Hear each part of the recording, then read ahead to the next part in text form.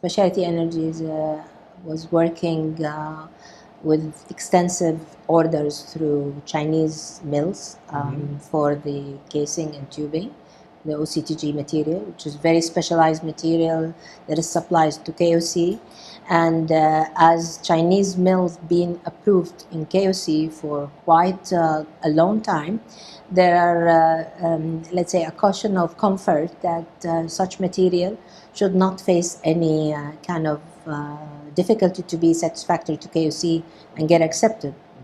However, over time, it's been found that such materials that arrives in Kuwait, there is a high percentage of the material either arrived at the port with damage, or even at the second level when it arrives in KOC, when they execute their own third-party inspection, they find the damages and they report to the supplier, which is the local company, such as us.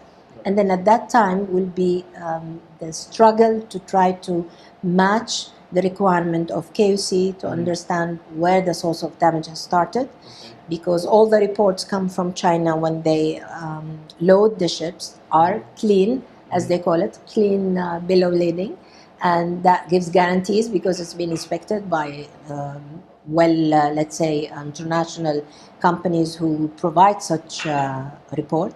And then you come into now proving the source of the damage. And what we found, rightly said, like was mentioned, that the Chinese actually, at least I recall the competitiveness was between 14 and 16. There were a lot of contracts floated by KOC, and the nature of these contracts were long-term, 3 years. So most of the approved mills in China were happy to try to be very aggressive to secure 3-year contracts with KOC.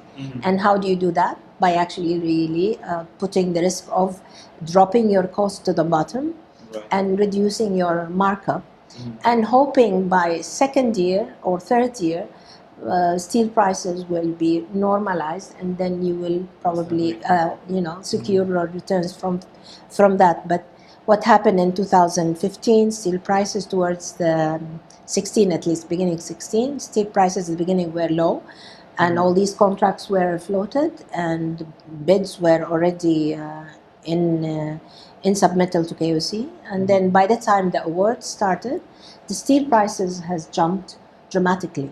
So companies like us who has participated with, like I said before, in the range of maybe 150 to 200 million value of contract, we by the time steel prices were really on the very high level, there's a lot of losses will be incurred if we get awarded. So even the Chinese mill that we work with, they were very let's say frustrated and thinking, what will happen if we get those orders and we will not be able to accept at a loss. And that dictate on us to try to minimize our risk by accepting the group that can be borne with the cost that was used during the bidding stage. So that's one. Second is you have to pass the liability from the mill to from your being a supplier to the mill by the fact that you do like back-to-back undertakings. So whatever we sign with KOC as a supplier, in terms of the terms and conditions of the contract, in terms of the any let's say liability in case of damages, and we insurances, for example, even insuring the product coming to Kuwait, we try to make such agreements back to back with the mill. We unfortunately we don't have seen any bank guarantees offered through the Chinese, at least. And that's again another risk. So companies like us can go through that, but in order to reduce the the exposure, you try to make agreements basically that you do not pay the mill unless the materials arrived in KOC and pretty much invoiced and accepted.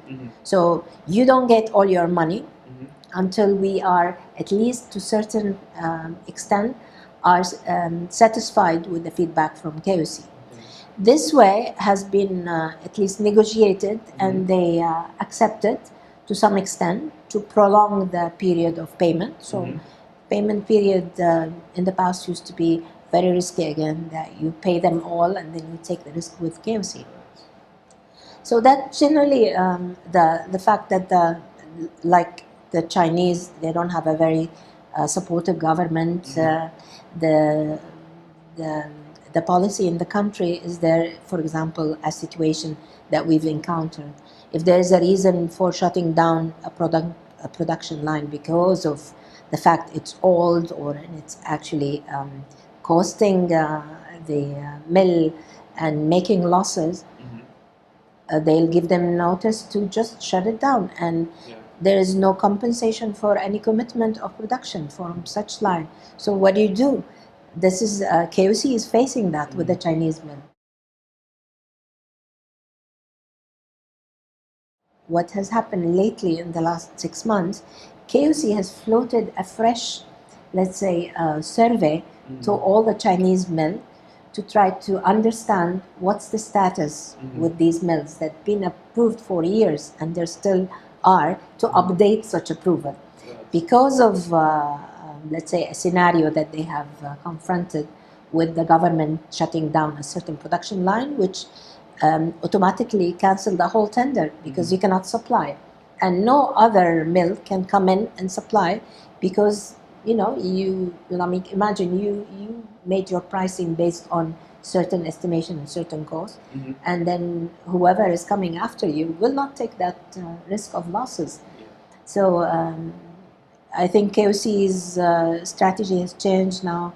They're reassessing, they're reevaluating all the Chinese mills. They're floating to them like questionnaires and even visiting sites to make sure they're up to date with what's happening, in order also to make sure that they have alternative sources for the time being, with the market and the steel prices being pushed really high.